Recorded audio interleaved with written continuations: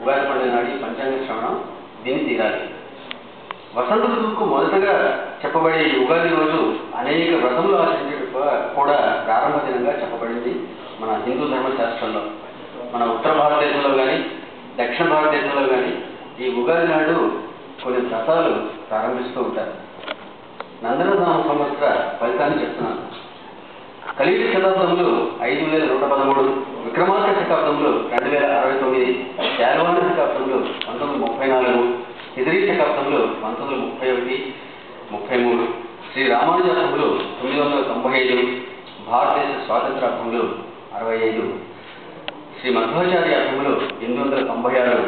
ఒకసారి ఉగాది సంవత్సరం నాడు ఇవన్నీ కూడా మనం ఒకసారి గుర్తు తెచ్చుకుంటూ ఉంటాం అన్నమాట, పేరారోగి అంతగా హిస్టారికల్గా. అలాగే శ్రీ మధ్వాచార్యాబ్దంలో 896, ఇంగ్లీష్ సంవత్సరం శతాబ్దం 2012, 2013గా పేర్కొనబడుతూ ఉంటుంది నందననామ సంవత్సరంలో.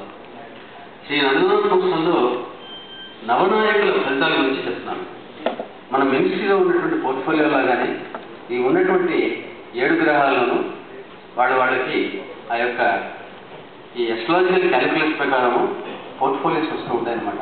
ఈ సంవత్సరం ఈ నవనాయకులు ఎవరు అంటే ఉగాది సంవత్సరం ఈ నందననామ సంవత్సరంలో ఈ సంవత్సరం రాజు, మంత్రి, శుక్రుడు ఈ రెండు కూడా శుక్రుడికి ఆధిపత్యం వచ్చింది.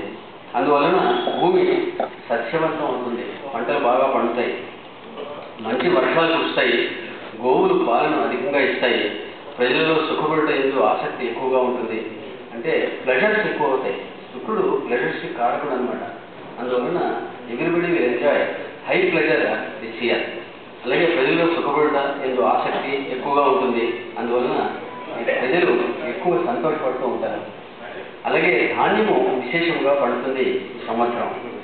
సేనాధిపతి, అర్ఘ్యాధిపతి, మేఘాధిపతి ఈ 3 పోర్ట్ఫోలియోలు కూడా గురువుకు వచ్చాయి. అందువలన రాజులు సత్కర్మ ఎందు శ్రద్ధ చూపిస్తారు, అంటే డిసిప్లిన్ ఎక్కువగా మెయింటైన్ చేస్తూ ఉంటారు. బ్రాహ్మణులు యజ్ఞయాగాలను ఎక్కువగా ఆచరిస్తారు ఈ నందననామ సంవత్సరంలో. అలాగే ప్రజలు రోగములు లేని వారే ఉంటారు, ధరలు అందుబాటులో ఉంటాయి, మంగళ వాయిద్యముల చేత నిత్యము ఉత్సవములు జరుగుతూ ఉంటాయి.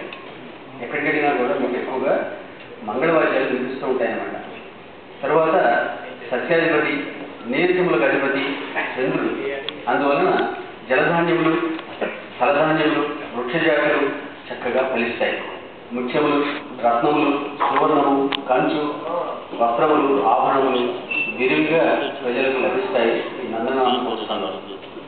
అలాగే ధాన్యాధిపతి శని అవ్వడం మూలంగా నల్లని ధాన్యములు, చిరుధాన్యములు నల్ల రేగడి భూముల్లో ఎక్కువగా ఫలిస్తాయి ఈ సంవత్సరం. అలాగే రసాధిపతి బుధుడు అవ్వడం మూలంగా పిప్పళ్ళు, సొంఠి, ఉల్లిపాయలు, నెయ్యి, నూనెలు, బెల్లము మునగు రసవస్తువులు దుర్లభంగా ఉంటాయి. అందువల్ల షార్టేజ్ ఎక్కువ ఉంటుంది ఈ వస్తువులకి. దేశంలో ఆధ్యాత్మిక భావాలు పెరిగి ప్రజలలో దేశభక్తి, జాతీయ భావము ఎక్కువగా కలుగుతుంది ఈ నందననామ సంవత్సరంలో. మొత్తం మీద ఈ సంవత్సరం ఎక్కువ శుభ ఆధిపత్యములు వచ్చినందువల్ల ప్రజలు అన్ని ఇబ్బందులు ధైర్యంగా అధిగమించి అభివృద్ధి చెందుతారని చెప్పబడింది. అలాగే